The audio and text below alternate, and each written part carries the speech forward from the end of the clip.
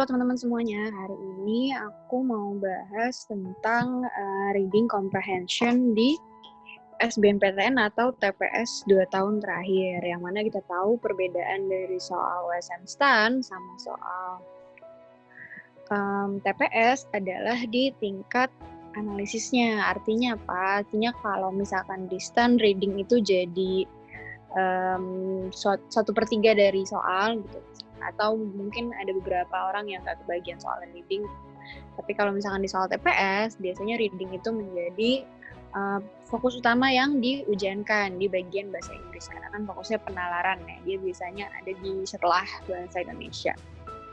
Nah, untuk di bagian reading ini, apa yang telah kalian pelajarin selama kemarin belajar materi USM itu basicnya tetap terpakai buat kalian ngerjain soal reading kayak gini, karena kan nanti dia biasanya type-nya ada reading, ada close question, dimana nanti kalian ngisi kayak fill in the blank gitu. Nanti kalian itu juga basicnya sudah dibangun dari kemarin-kemarin, jadi jangan ada yang merasa kalau misalkan pelajaran yang kemarin itu sia-sia, oke? Kita langsung aja bahas reading yang pertama. Nah, kalau ngerjain reading, kalian gak usah takut tentang gak ngerti vocabulary atau gak ngerti semua informasi di dalam readingnya.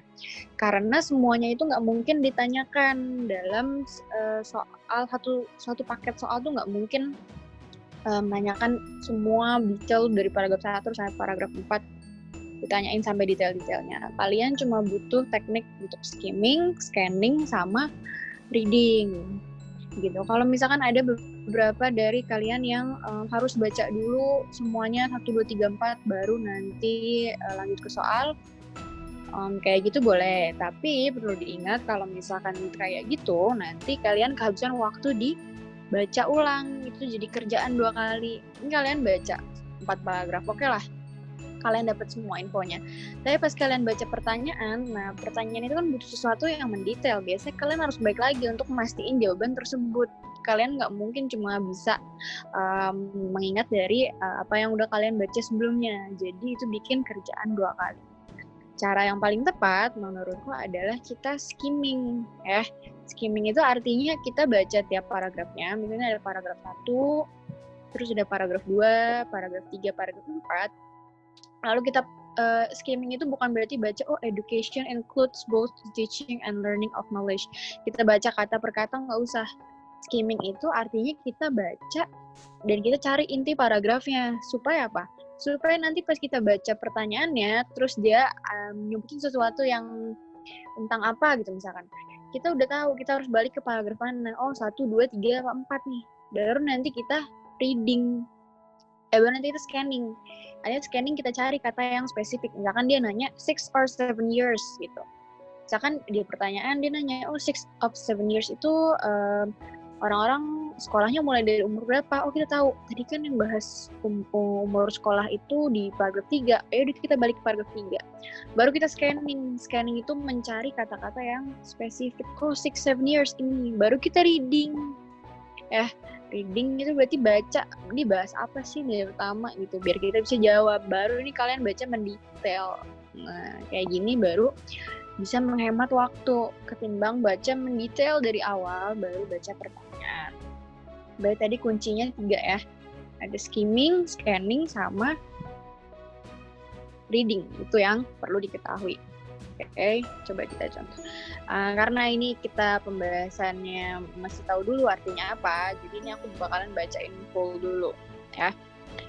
Pertama, dia paragrafnya ada 4 yang ngomongin tentang education. Jadi kalau kita skimming, kita baca education includes blah blah blah proper conduct and technical competency. Itu ada fokusnya, fokus dari pengembangan skill, traits or profession, as well as mental, moral. Ini edukasi apa aja isinya gitu. Edukasi itu ngapain aja? Ada formal education.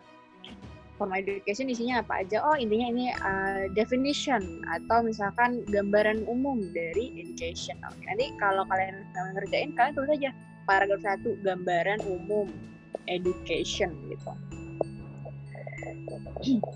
Oke, kita baca detailnya. Dia bilang education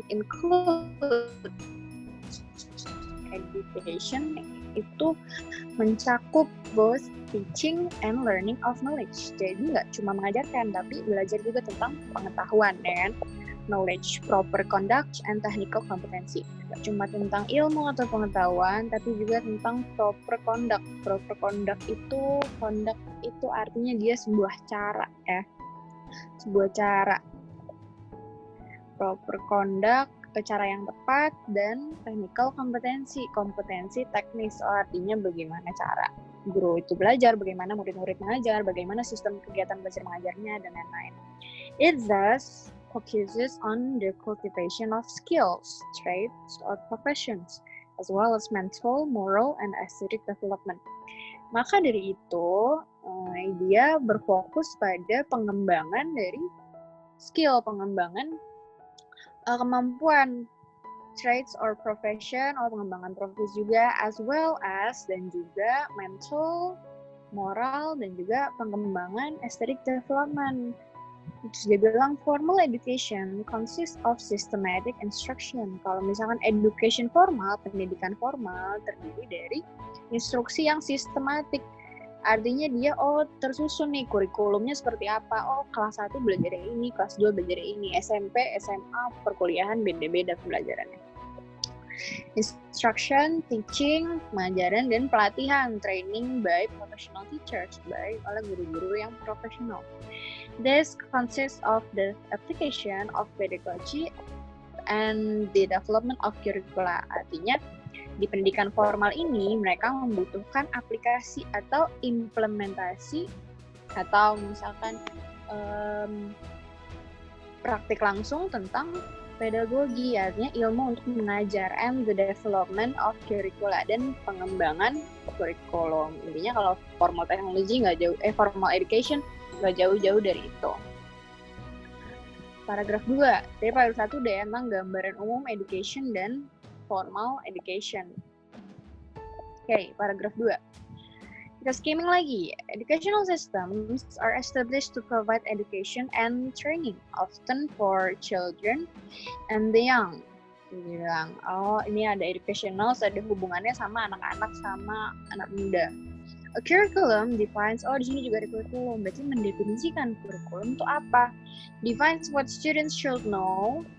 Kurikulum itu menjelaskan apa yang murid-murid harus tahu, mengerti, dan juga harus bisa dilakukan, ya. Artinya di dalam kurikulum tuh ada tujuan-tujuannya, ada perintah, ada tujuan. Murid harus bisa, gitu kan, biasanya kalau lihat di peta konsep. Di bab ini, murid harus bisa menulis angka apa. Di bab ini murid nanti tujuannya pada saat ujian bla bla bla. Itu namanya and be able to do, kemampuan, ya, as the result of education.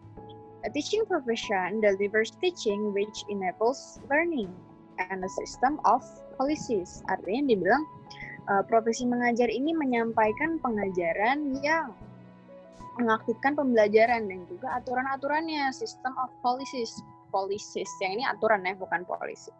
Regulations, peraturan di kelas seperti apa, kebijakan seperti apa. Examinations, ujian, struktur, dan juga funding enables teacher to teach the best of their abilities, dan juga tidak luput juga dari pendanaan, ya. Funding enables teachers, untuk pendanaan itu juga membuat guru-guru dapat mengajar secara baik, ya, memanfaatkan kemampuan mereka secara baik. Sometimes educational systems can be used to promote doctrines or ideals. Beberapa kali atau kadang-kadang sistem edukasi dapat digunakan untuk promote, artinya untuk mempromosikan, memberitahukan, atau membuatkan, misalkan ada doktrin itu semacam ilmu atau semacam ideal, teori, misalkan teori A, teori B, teori C. Itu guru bisa mempromosikan itu ke murid-muridnya, artinya nanti murid-murid jadi tahu, ini teori ini, saya mungkin mau saya mau berpandangan ke teori ini, atau ideals. ideologi-ideologi tertentu ya, as well as knowledge, pengetahuan juga, which is known as social engineering. Oke. Terus kalau misalkan this can lead to political abuse of the system. Terkadang hal ini disalahgunakan ya terhadap hal-hal yang politis, namanya political abuse of system, particularly in totalitarian states and governments.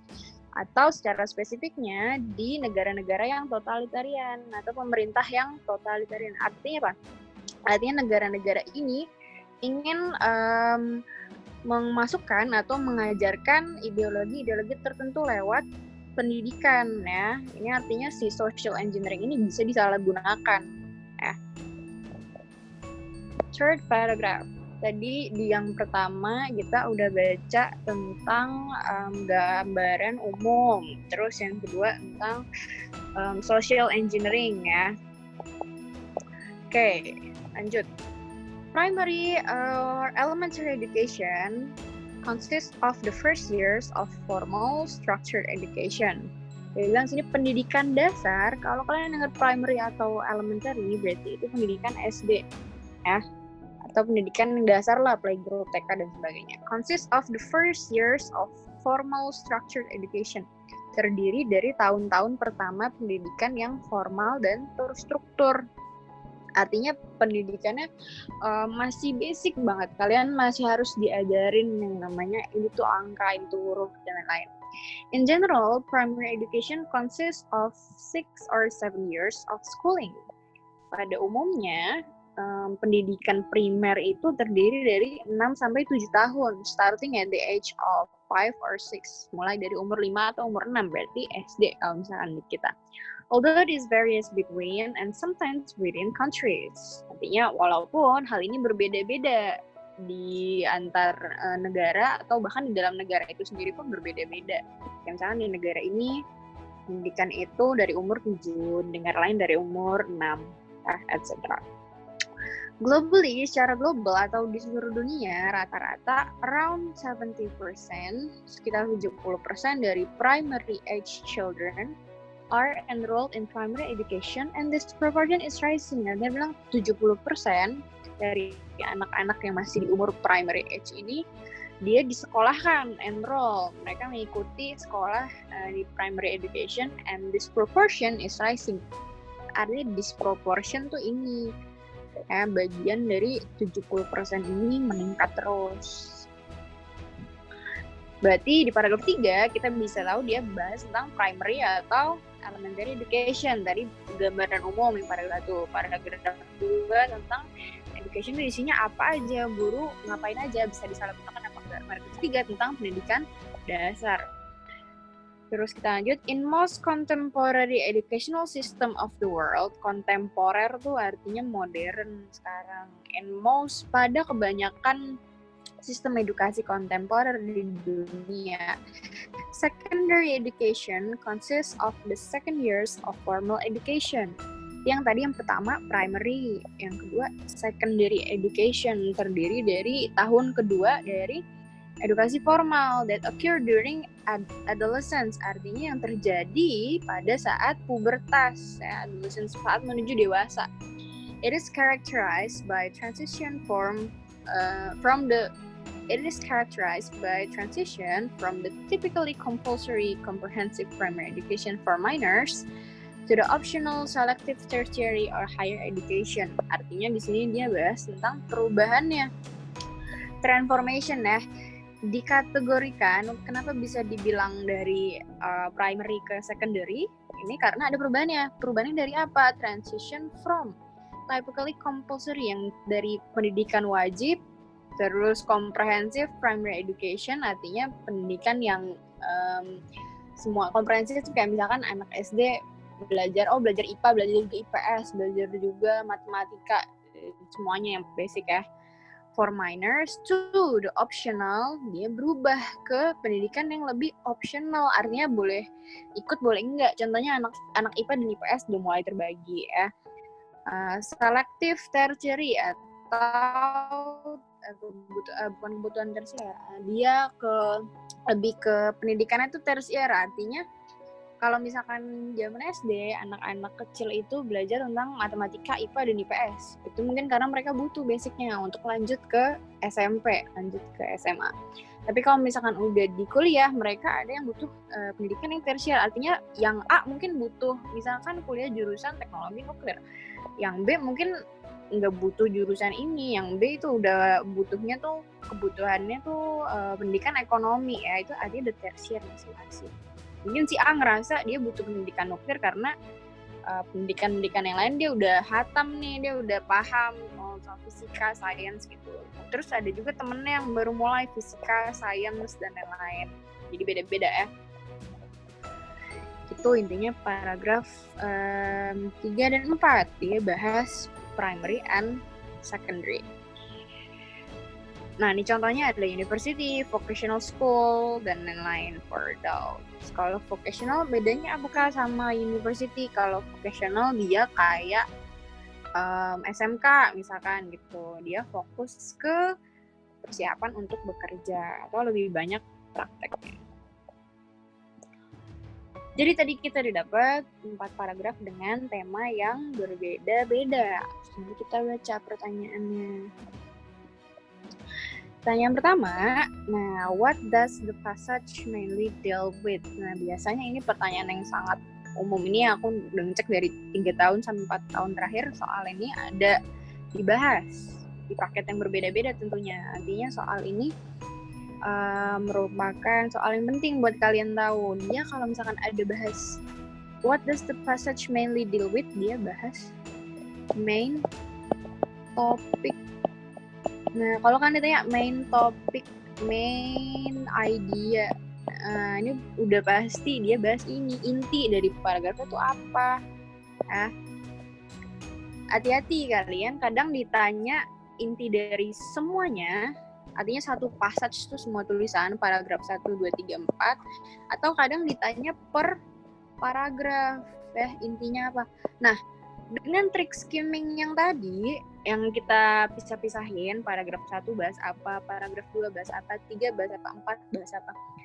Kalau kalian ketemu soal yang ditanya intinya kan berarti udah terjawab, tanpa harus kalian balik lagi kan. Dan inti dari paragraf 3 adalah, jadi kita udah tahu pas skimming, oh iya, dari paragraf 3 tuh tentang ini, berarti kita tinggal gitu.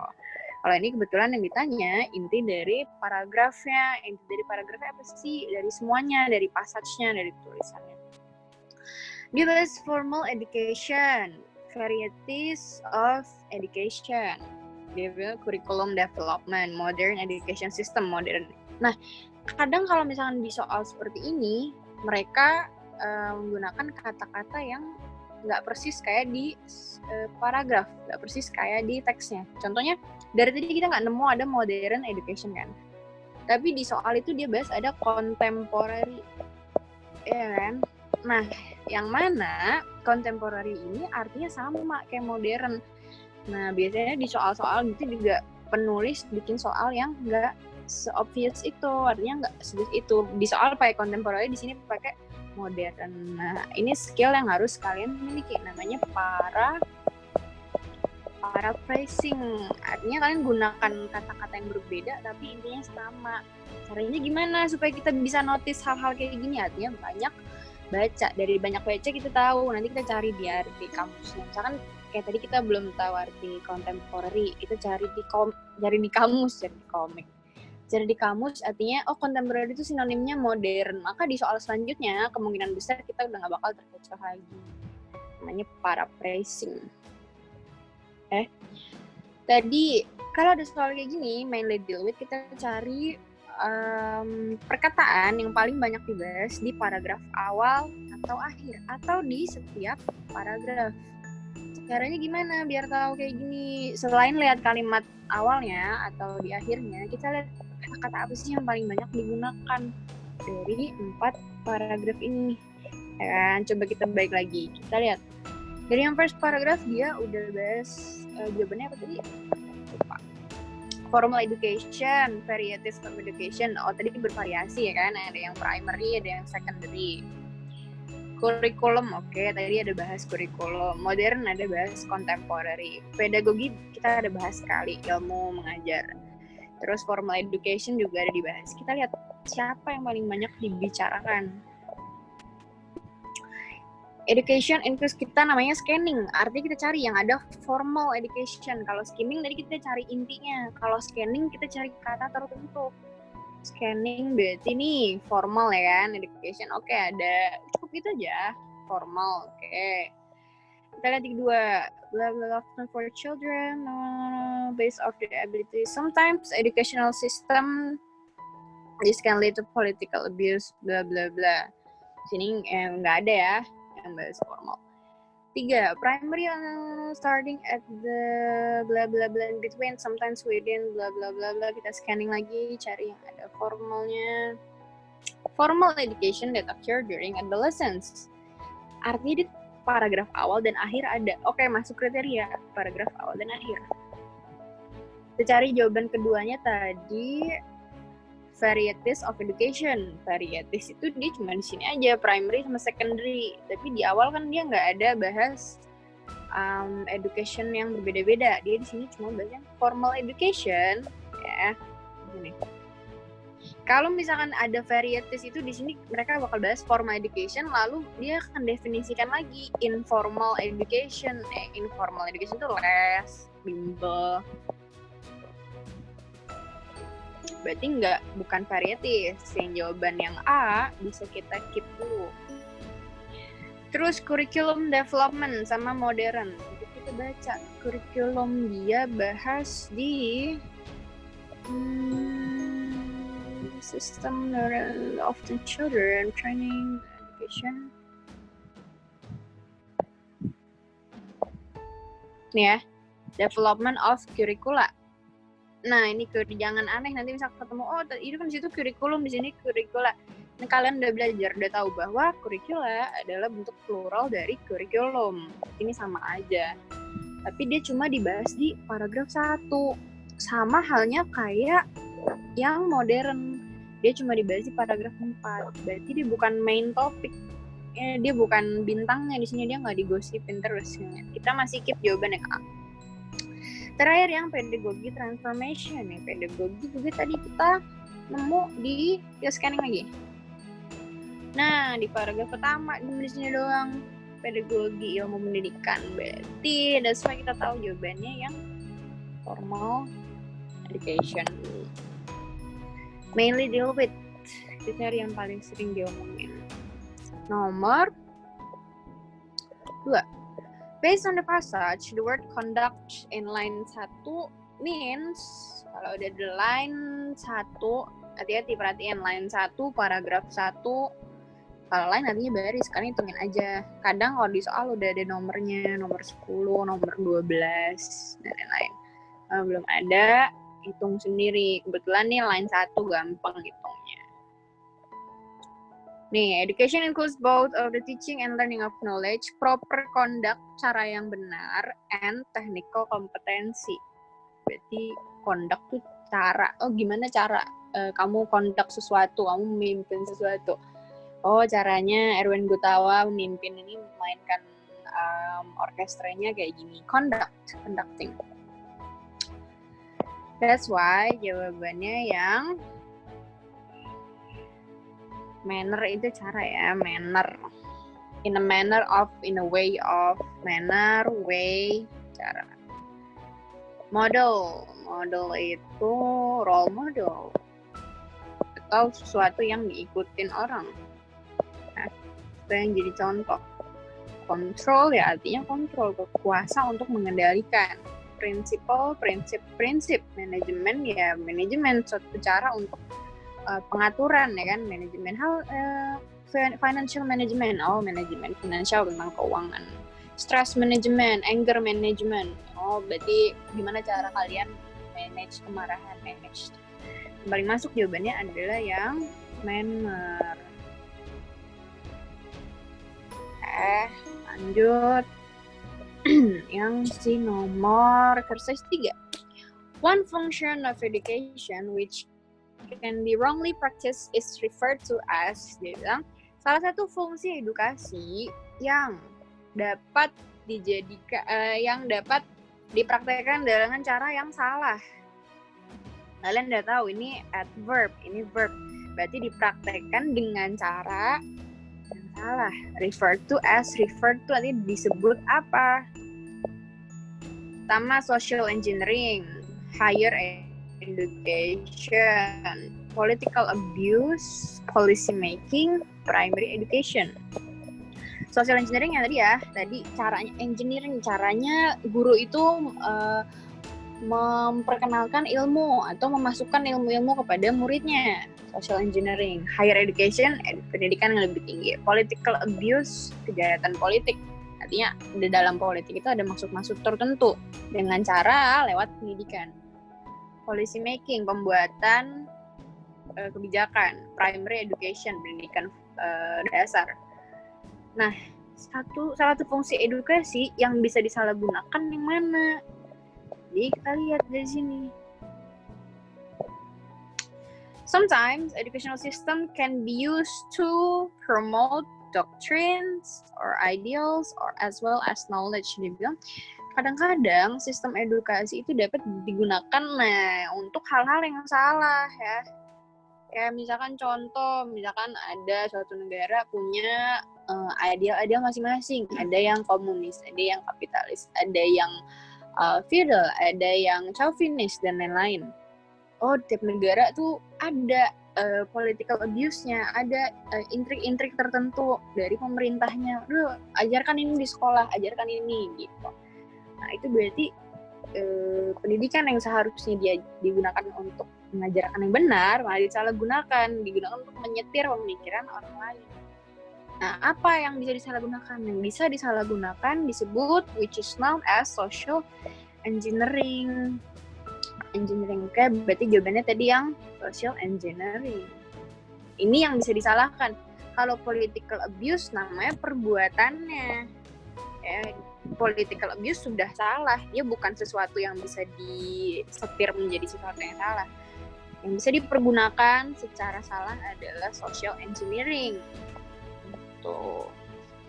Social engineering itu bagus ketika gurunya mengajarkan untuk murid sesuai hukum dilarang membunuh, dilarang vandal, dilarang melakukan vandalisme, coret-coret, dilarang merusak fasilitas karena kalian warga negara yang baik gitu misalkan. Tapi kalau misalkan udah murid di negara kita seperti ini ada paham-paham tertentu yang diajarkan ke murid, itu salah. Social engineering salah gunakan. Jadi yang nomor 3. Exercise 4. In which paragraph? Nah, ini gunakan skimming tadi. Di mana paragraf mana? Oh, kita langsung ingat paragraf mana ya yang bahas tentang something that can be used to promote doctrines or ideals. Kebetulan baru kita baca. Tadi yang kita baca kalau misalnya kita skimming, berarti dia ada di bagian bukan 3 dan 4 ya, karena kita udah tahu 3 dan 4 bahas primary dan contemporary. Itu namanya kalian hemat waktu, kalian gak perlu ngubek-ngubek paragraf 3 sama 4 lagi ya kan. Kita udah tahu paragraf 1 cuma bahas gambaran umum, that's why kita bahas di paragraf 2. Ini nanti kalau kalian ada catatannya misalkan di buku nanti di komputer ya mungkin diinget-inget nanti misalkan saya hafal paragraf 2 bahasa ini, langsung kalian loncat ke paragraf 2 bahas social engineering. Tadi kan dibahas di situ ditanya paragraf mana yang nyebutin sesuatu yang dapat digunakan untuk perbuatan yang salah di paragraf 2. Berarti jawabannya yang di second paragraph. Nah, kadang ada opsi not mention. Artinya kalau misalkan di pertanyaan ini nggak disebutkan, bukan kalian salah baca, memang jawabannya yang not mention. Misalkan tiba-tiba di sini bahas di negara mana pendidikan itu menjadi hal yang paling utama gitu. Terus kalian nyari-nyari ini nggak ada bahas negara, ini nggak ada bahas satu negara pun nggak dibahas dari tadi, nggak merujuk ke satu negara. Oh berarti jangan nebak-nebak. Oh berarti negara yang ini kali ya, negara yang di paragraf ini kali ya kira-kira. Oh negara ini mirip Amerika kali ya. Jangan, kalau memang nggak ada bilang ya not mention, karena itu memang yang dicari penulis. Not mention tidak disebutkan. Atau kalau misalkan di negara ditulisnya Jerman. ya kan, Germany. Tapi kalau misalkan di sini adanya Amerika, Jerman ya, di sini Jerman, Amerika. Di soalnya Jerman, terus yang ditanya misalkan apakah benar di Amerika, terus kalian ada jawaban not mention, tidak disebutkan, atau biasanya di sini ada opsi wrongly mention, disebutkan secara salah. Nah, kalian bisa jawab yang ini. Ini bukan gak disebutkan, tapi disebutkan secara salah di soal Jerman, tapi di sini tanya Amerika. Ini ada tipe-tipe soal yang bisa kalian hafalkan. Lanjut, reading kedua. Sama kayak tadi caranya, kita masih pakai cara skimming. First paragraph, most people agree with definition of good health, or berarti bahas tentang kesehatan. Blah blah blah. Despite this, there are many different opinions. Oh, ada opini yang berbeda. Can actually people used to think now when they were sick, but these days more and more people are taking measures to make sure that they don't get sick. In this article, I will describe gambaran umum. Di artikel ini saya akan mendeskripsikan beberapa common things that you can do to stay healthy yang dapat kamu lakukan untuk tetap sehat. Baru kita baca. Nanti kalau misalkan kalian di ujian, ingat ya skimming 1, 2, 3, 4 langsung baca soal. Nah, kalau ini kita gara-gara pengen bahas di video, aku bahas kalian biar kalian paham. Most people, kebanyakan orang would agree with the definition of good health as being a state where you are free from sickness. Kebanyakan orang akan setuju dengan definisi dari kesehatan yang baik adalah sebuah kesehatan atau sebuah keadaan di mana sebuah keadaan di mana kalian bebas dari penyakit. Despite this, walaupun ada hal ini, walaupun orang-orang setuju dengan hal ini, there are many different opinions about how a person can actually have good health. Terdapat banyak opini yang berbeda tentang bagaimana seseorang dapat memiliki kesehatan yang baik. People used to only think of their health when they were sick. Orang-orang seringkali dulu kebiasaan untuk berpikir tentang penyakit mereka cuma pas mereka sakit. But these days, tapi orang-orang zaman sekarang, more and more people, makin banyak orang yang taking measure, dia memperhatikan atau mengambil effort yang lebih untuk meyakinkan to make sure that they do not get sick in the first place. Mereka prevent, mereka artinya mencegah kesehatan. In this article, I will describe a few of the most common things that you can do to stay healthy. Dalam artikel ini, saya akan mendeskripsikan sedikit dari beberapa hal umum, common pasti sering kalian lihat di reading. Common artinya umum yang banyak orang lakukan, yang dapat kamu lakukan untuk tetap sehat. That you can do to stay healthy. Jadi paragraf 1, gambaran latar belakang. Kenapa si penulis menulis artikel ini? Ada opini orang-orang.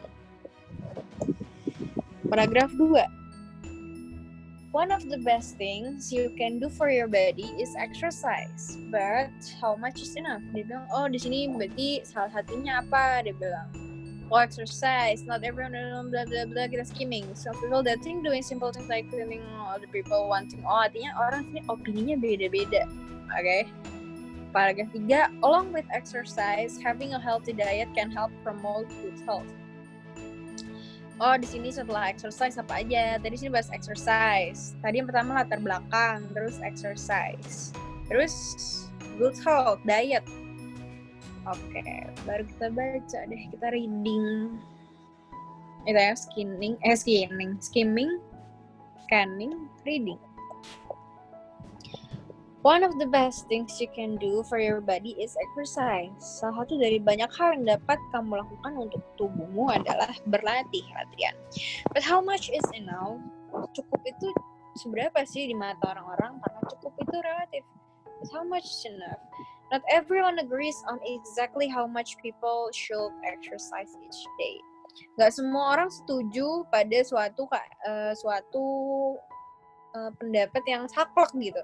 Kayak misalkan setiap orang tuh harus exercise 10 kali sehari, 10 jam sehari gitu, atau 3 jam sehari. Itu karena setiap orang memiliki kebutuhan yang berbeda-beda dan tingkat kesehatan yang berbeda-beda, jadi nggak semua orang setuju akan hal itu.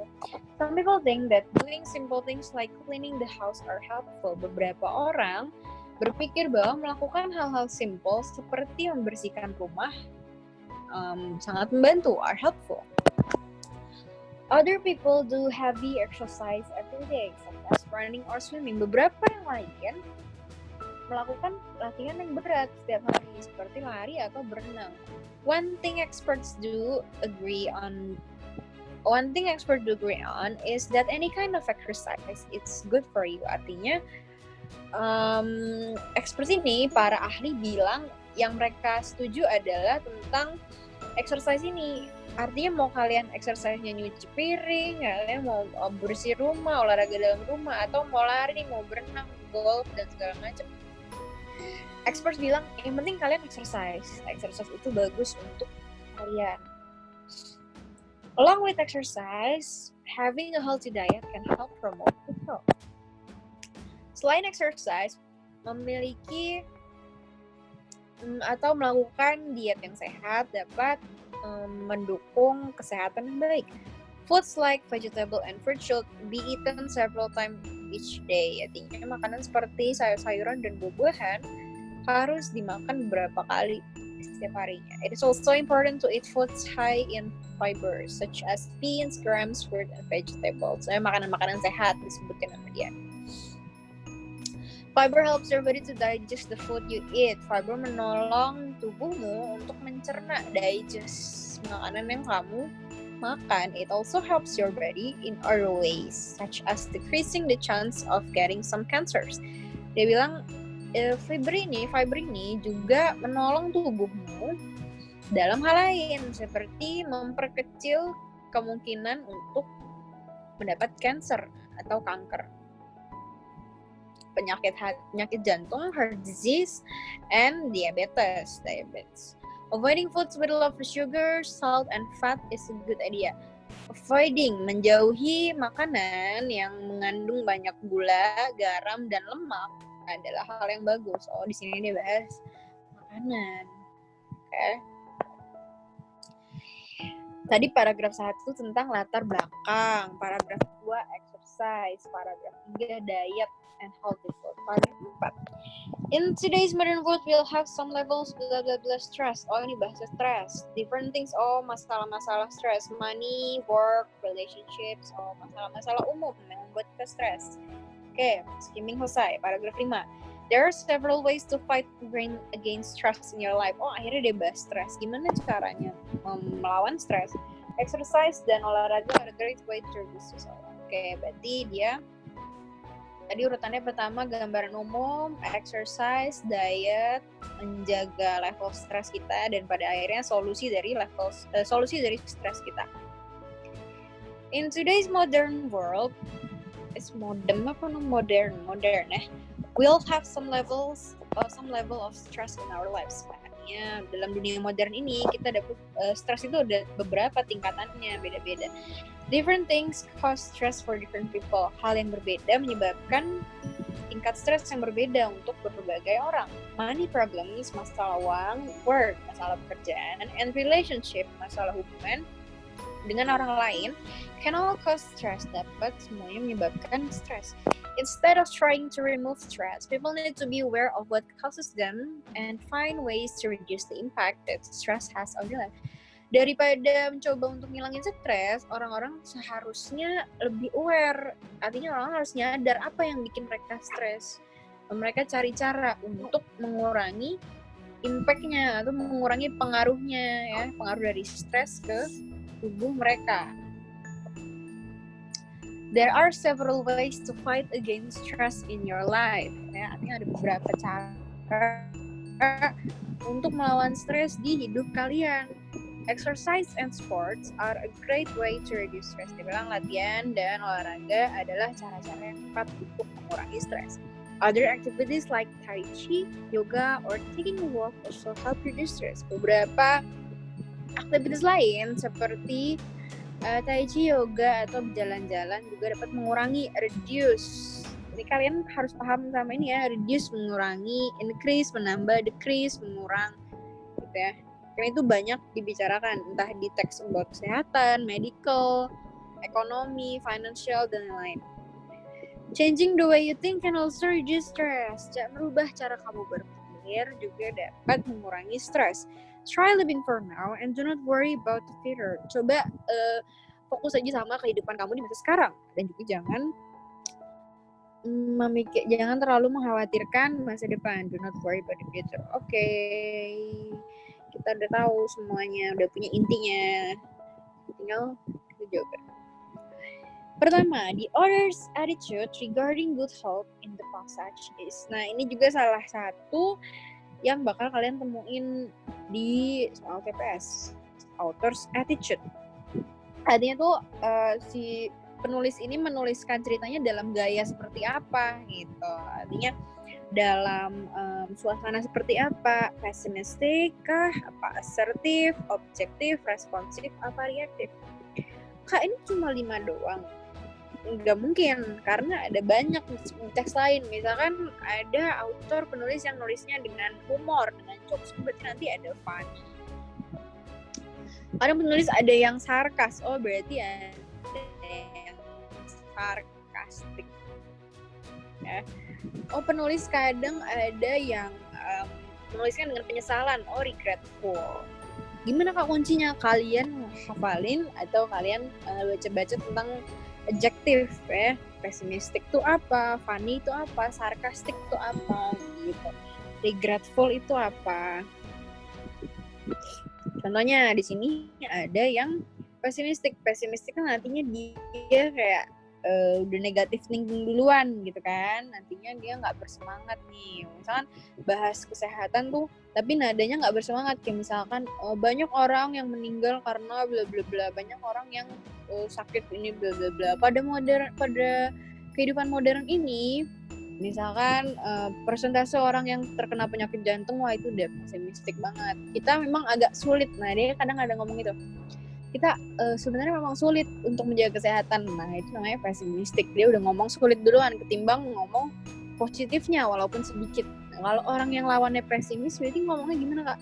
Orang yang lawannya pesimis berarti ngomongnya beda lagi nadanya. Dia nadanya bakalan kayak, oh tetap ada sedikit chance, ya, tetap ada sedikit kesempatan bagi kita. Nah, kan dia artinya optimistik. Dia lebih mirip sama si asertif ini kan. Lawannya asertif itu kayak orang yang bisa memanfaatkan hal yang sedikit itu, atau bisa memanfaatkan sisi positif, terus dia ngasih tahu cara-caranya seperti apa supaya orang-orang mau menjaga kesehatannya gitu. Kalau objektif, objektif atau neutral gitu misalnya. Oh berarti dia nggak subjektif nih. Contohnya misal di teks lain ada bahas tentang pemerintah gitu misalkan. Ada bahas tentang pemerintah. Di sisi pemerintah seperti ini, di sisi rakyat seperti ini. Tapi kita harus tetap misalkan berpaku pada data bla bla bla bla. Oh berarti dia objektif. Dia nggak menilai sesuatu dari karena ini pemerintah udahlah saya nulisnya seperti ini, karena saya adalah masyarakat biasa saya nulis seperti ini. Nggak objektif tuh artinya dia nggak bias. Biasanya author's attitude sama author's bias gitu ya. Bias tuh artinya condong kemana sih gitu. Berarti dia tadi pessimistic udah a big no ya. Assertive masih mungkin. Objektif dalam hal apa ya, tapi mungkin sih objektif. Dia bilang orang-orang ini macam-macam. Dia bilang tadi ada yang suka running, ada yang suka apa, tapi expert bilangnya ya gitu kan, dia masih ada sisi neutralnya ya. Neutral. Responsif. Responsif seperti apa? Responsif misalkan di teks lain dia ada kejadian di real life, terus dia taruh komen-komen di situ. Respon dia seperti ini, respon dia seperti ini. Reaktif juga sama. Kayak misalkan dia mengomentari atas kejadian-kejadian yang di sekelilingnya. Kayak misalkan dia ngelihat faktanya di negara ini anak-anak muda cenderung menurut saya, nah reaktif. Menurut saya anak-anak muda seharusnya bla bla bla bla gitu ya. Jadi dia mengomentari atau memiliki pandangan terhadap kejadian-kejadian yang jadi. Jadi jawabannya dia lebih ke yang assertif katanya dia. Jadi kan dia ngomongnya positif banget kan, artinya dia mendukung kan. Dia bahkan bilang I will describe bla bla bla. Ya, artinya dia mau menjelaskan tentang hal-hal yang banyak orang lakukan. Ayo, kayak dia ngajak kalian ikutan untuk sehat. Ya. Exercise 2, tadi jawabannya mana? 1 berarti assertive ya. Exercise 2. What topic does the paragraph following the passage most likely discuss? Ini juga sering keluar di TPS. What topic does the paragraph following the passage most likely discuss? Artinya kalau ada following berarti ini paragrafnya nyampe sini. What topic does the paragraph following the passage? Topik apa sih yang kira-kira dibahas setelah paragraf ini? Following the passage, following ini, setelah ini ya. Oh, berarti kita harus lihat dari yang terakhirnya dia bahas apa, bakal nyambung ke awal sini. Nanti ada juga soal yang namanya preceding. Kalau preceding, nah kira-kira sebelumnya bahas apa ya? Ingat ya, ini preceding, bawahnya following. Oke, kalau preceding berarti yang tanya sebelumnya. Oh, di sini awalnya bahas misalnya tadi kesehatan. Oh, karena di sini dia bahas faktor-faktor misalkan faktor-faktor orang tua zaman sekarang hidupnya lebih panjang gitu kan. Misalkan faktor banyak uang, faktor sehat, faktor polusi. Di terakhirnya dia bahas kesehatan. Oh, that's why dia nyambungnya di sini kesehatan. Kesehatan di sini dia bahasnya terakhir stres. Berarti dia di sini bahas apa gitu. Nanti kita lihat di soal.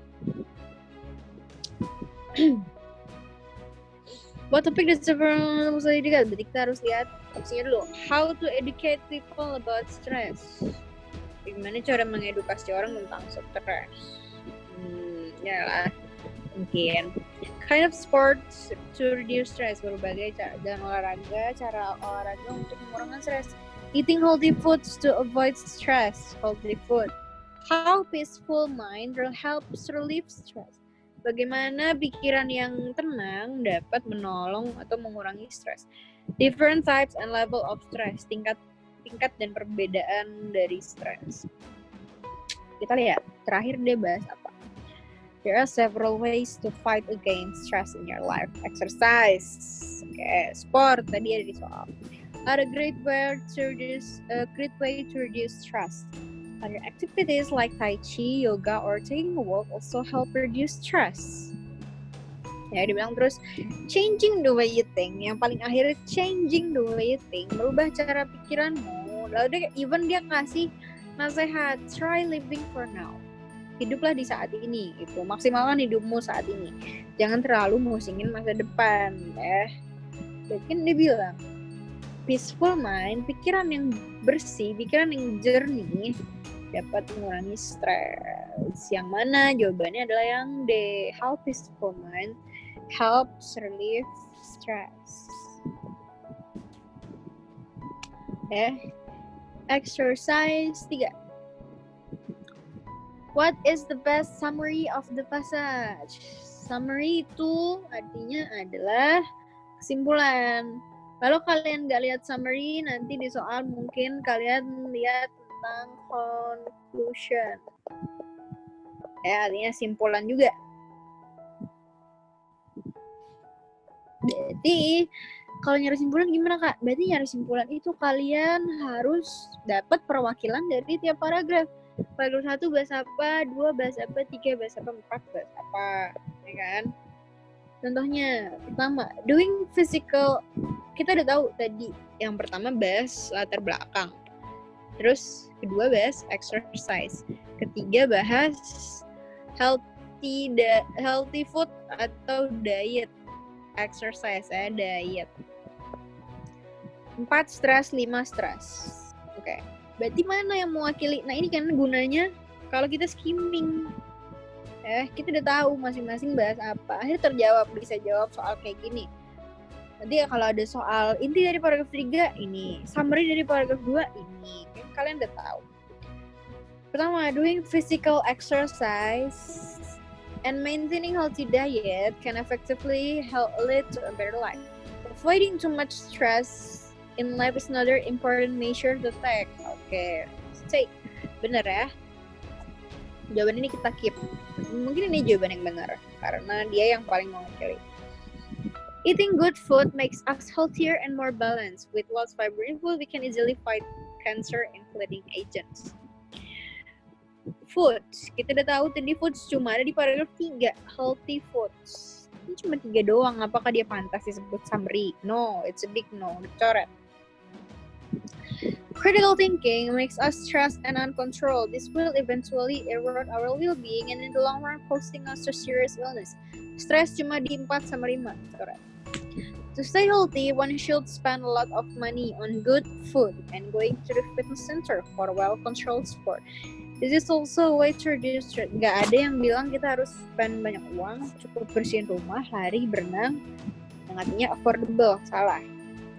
The way we think about life, food, sports, and relationships determine the level of stress we have.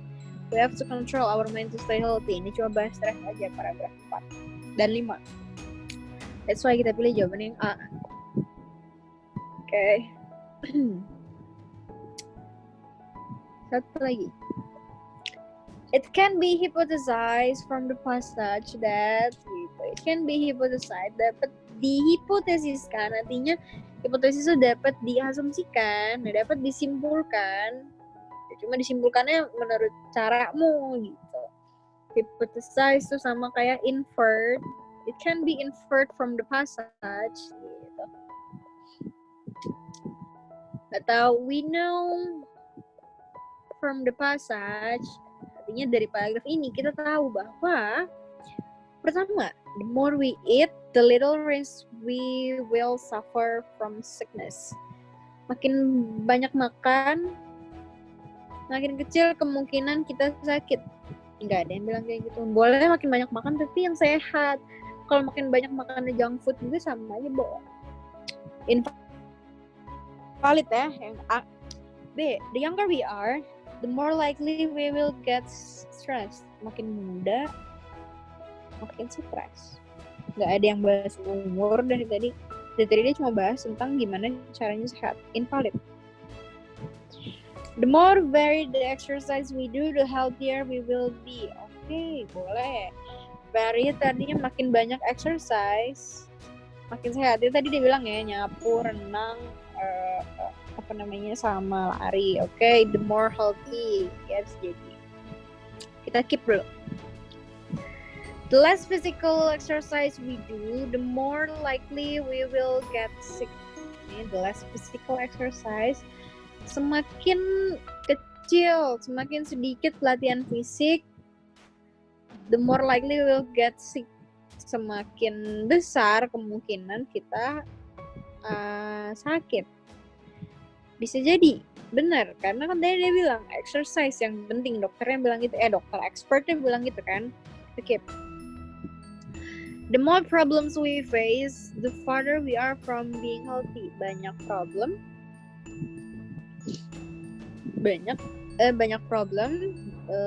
makin jauh dari kesehatan. Oke, tadi dia nyebutin tentang money, tentang work, relationship, tapi itu hubungannya sama stress ya, bukan sama kesehatan. Maksudnya nggak directly, nggak secara langsung berhubungan dengan kesehatan. Invalid. Sekarang tinggal yang C sama D. The more varied the exercise we do, the healthier we will be. Oh, berarti yang mana nih? Tadi kan kita tahu, expertnya bilang nggak semua orang setuju kalau olahraga tuh harus ini harus berapa jam. Karena walaupun variasinya banyak, itu nggak itu nggak menjamin kita lebih sehat. Yang penting apa? Physical exercise, ya. Yang penting kalian latihannya banyak gitu, bukan bermacam-macam. Mau nyapu aja tapi banyak ya juga boleh. Mau lari aja tapi rutin karena kalian gak bisa bersihin rumah boleh. Yang penting ada physical exercise gitu ya. Sebenarnya yang D. Oke deh. Nah, mungkin itu aja teman-teman pembahasan tentang reading comprehension. Ingat ya, kalau misalkan nanti baca lagi tekniknya skimming, scanning, baru yang terakhir reading. Kalian skimming, cari tahu inti paragraf 1, 2, 3, 4. Kalian baca question dulu. Nah, di question itu kan kalian nemu kuncinya apa yang ditanya. Baru kalian scanning. Cari scan tuh. Oh, ada di sini, ada di sini, ada di sini. Kalian kan udah tahu harus balik kemana nih. Paragraf 1, 2, 3, 4. Tinggal cari mana yang ada intinya. Oh, di paragraf 1 bahas pendidikan SD. Oke, SD. Cari angka 6 tahun, 7 tahun. Baru reading dari tiap kalimatnya, tiap sentence-nya kalian baca supaya kalian tahu artinya. Kalau reading itu kan ya suatu bisa ada artinya jelas gitu kan. Apakah anak kecil ini 6 tahun maksudnya apa? Dari umur 6 tahun, apa jumlah pendidikannya 6 tahun? Gitu. Kalian bakal mengerti setelah kalian reading. Oke, itu aja dari aku. Sekian, semangat dan good luck. Wassalamualaikum warahmatullahi wabarakatuh.